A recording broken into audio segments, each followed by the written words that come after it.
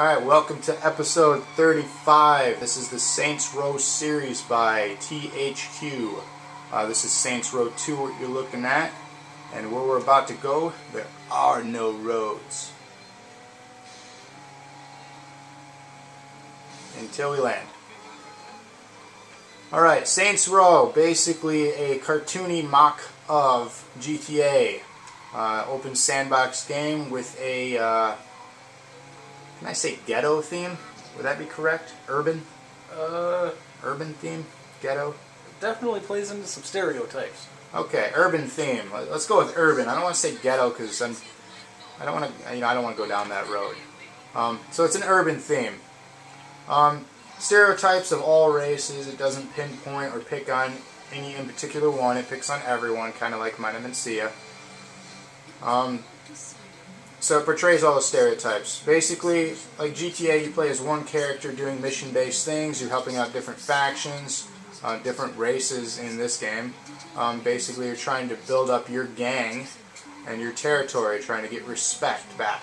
You earn respect by doing various things. There's side missions. There's like protect the pimp. There's insurance things, insurance claim, where you go injure yourself, throw yourself in front of cars. There's helicopter missions. I mean, there's all kinds of different side missions, including the main story. You also can rob liquor stores, banks, and so on and so forth, much like they added to GTA. It's a big city. In Saints Row 2, there is, besides the three main gangs, there's a main company. Was it Altcore or something? Altcore. Yes. Is the company. Altacore. Yeah. They're the main company behind. I don't even know what they're behind. They're bad. Bad corporation. Bad corporation. We don't like them, even though a bad corporation put up this game. But with Saints Row, it's very cartoony. It's not very realistic. Some of the cool things I did like about it are the customizing of cars. You can pretty much pimp your ride. You can add rims, add springs, you can add, what is it, what can you add? Explain. Basically everything. You can upgrade the motor so it drives faster. You can put giant gaudy rims on it. The things that the Romans, I don't even remember what they're called, but the big spikes that come out of the hubs. So you can pop the tires. Yeah, you pop tires, cut off people with the knee. Alright, with Saints Row, I'm gonna give a little story here. The character you play as, you get 4 characters' voices really to choose from. You can customize the look of your character, but then you get 4 voices. You get a British guy, a African American, a Hispanic, and an Asian. So there's really no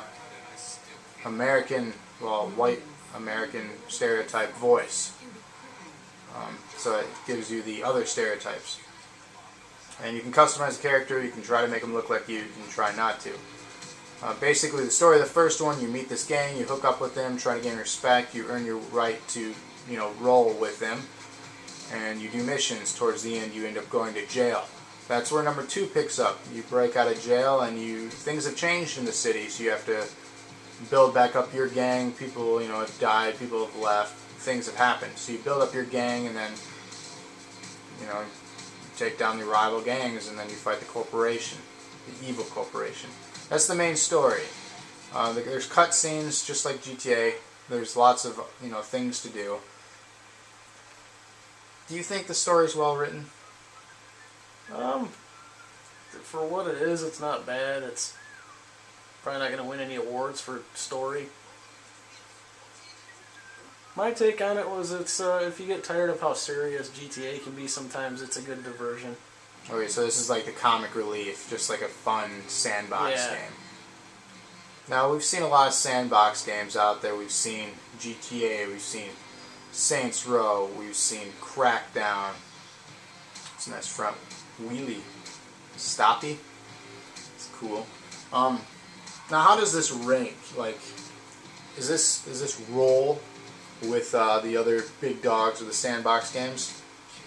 Well, for me, I actually put this up there with GTA for me just because sometimes it's good to have a diversion. If you want to put like a letter grade on it, which we're fond of, I'd give it like a low B. Okay. What are some of the flaws besides the cartooniness, the unrealisticness of the game? My biggest flaw with it was honestly the voices. Because the voices do get annoying, the lack of customization. Yes, basically you can, and again, they make it blatantly obvious that you're either speaking in Ebonics, you have a very, very heavy Spanish accent, is there a Jamaican one or there's something Asian. like, there's an Asian one, or you're British. Okay. I just didn't like it. But there's the one big plus, which gives another thing that gives this a big plus over GTA in my book, which was if you're in a mission, which I haven't really started yet, but if you actually do a mission, it saves in the middle of it when you get to checkpoints. Checkpoints. Genius. Really, GTA? You didn't think of that? Because that was frustrating for me in GTA. The lack of checkpoints and having to go back. So that was a big thing for me. Unlike GTA, where you can be 99% of the way through a mission, if you die you have to do all of it over again. Say the first part of a mission on this game is you have to drive somewhere. Once you get there, you don't have to drive there again. See, I like that.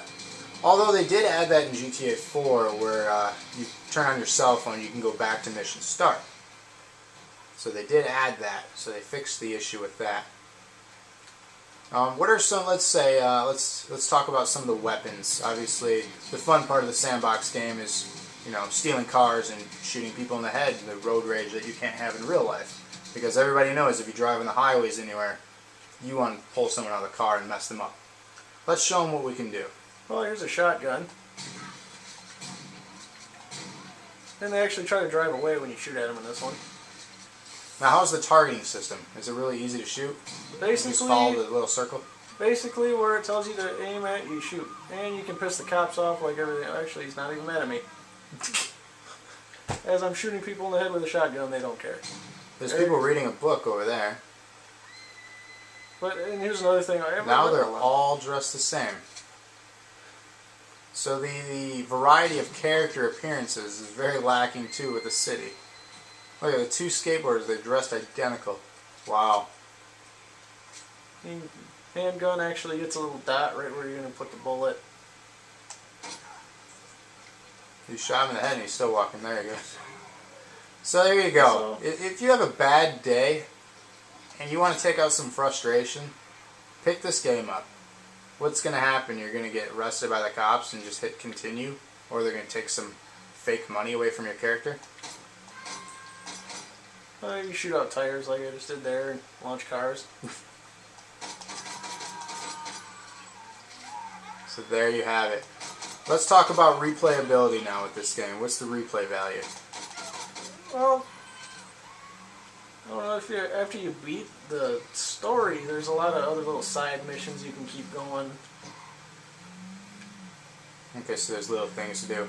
The thing I like most about sandbox games, there is infinite replayability. I don't care what anyone says. If you've beaten the story, you've beaten everything. There's just driving around is fun for me.